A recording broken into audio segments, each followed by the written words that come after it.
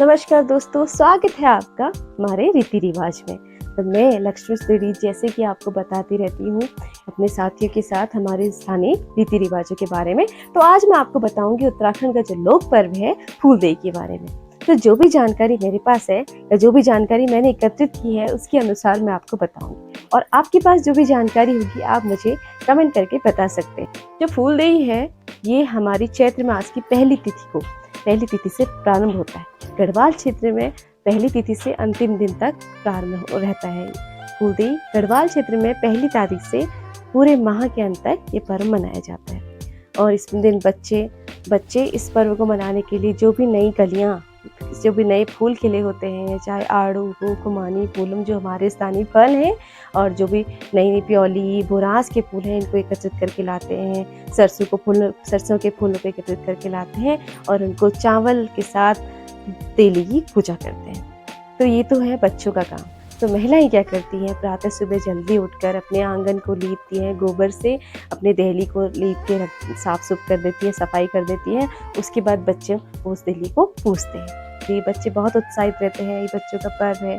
इस दिन बच्चों को फिर वो जब दहली पूजते तो उनके बदले में जो घर की गृहिणियाँ होती हैं उनको गुड़, चावल और भेंट देती हैं।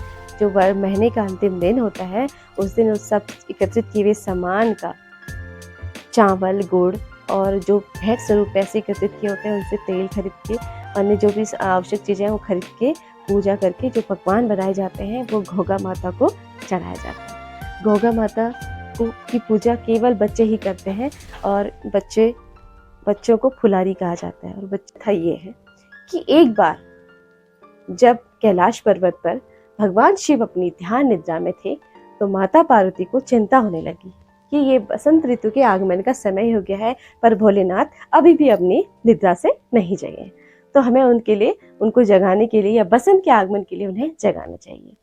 तो फिर वो बहुत सोचती है, समझती है, फिर अपने गणों को छोटे छोटे बालकों का रूप बना देती है, बालक बालिकाओं का रूप बन दे देती हैं और उन्हें पीले वस्त्र पहनाकर, जो कैलाश पर्वत पर प्योली खिली हुई थी, पूरे कैलाश पर्वत पर प्योली महक रही थी, वो प्योली उनको बच्चों को लाने के लिए कहती है। वो बच्चे सारे प्योली तोड़ के लाते हैं, उन फूलों से भगवान शिव जी को अर्पण करते हैं, उन्हें चढ़ाते हैं, तो प्योली बिखेरते हैं।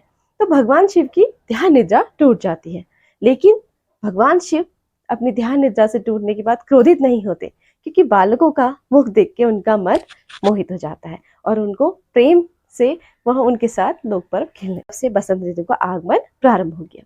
तो एक तो ये कथा है। एक कथा और है कि जब पार्वती कैलाश के लिए जा रही थी तो अपने मायके की देली में अक्षत और फूल तिल बिखेर रही थी।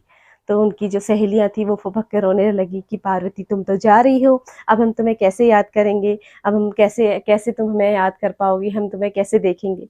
तो माता पार्वती ने कहा, जब मैं ये प्योली और ये अक्षत और फूल ये देली पे डाल के जा रही हूँ, इनमें तुम्हें मेरा स्वरूप दिखाई देगा। तो जिन्हें दहलीज पर तिल और चावल डाले हुए थे वो प्योली की तरफ फूल गए और उनमें माता का प्रतिबिंब दिखाई दिया। तो कहते हैं कि दहलीज पे पूजा करने से घर में धन संपत्ति का भंडार हो जाता है, माता की कृपा से धन सौभाग्य में वृद्धि होती है और उस घर में कभी दरिद्रता नहीं आती।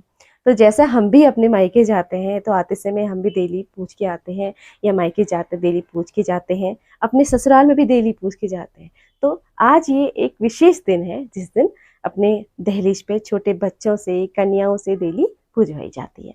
तो ये आपको बताते हैं। और आज के दिन से, यानी आज जो हमारा नया वर्ष प्रारंभ हुआ है, आज के दिन से संगनाथ से या चैत्र महीने की पहली तिथि से हमारा भेटौला प्रारंभ हो जाता है। तो आपको मेरी ये जानकारी पसंद आई तो आप इस चैनल को लाइक कीजिए, कमेंट कीजिए और शेयर कीजिए। प्लीज़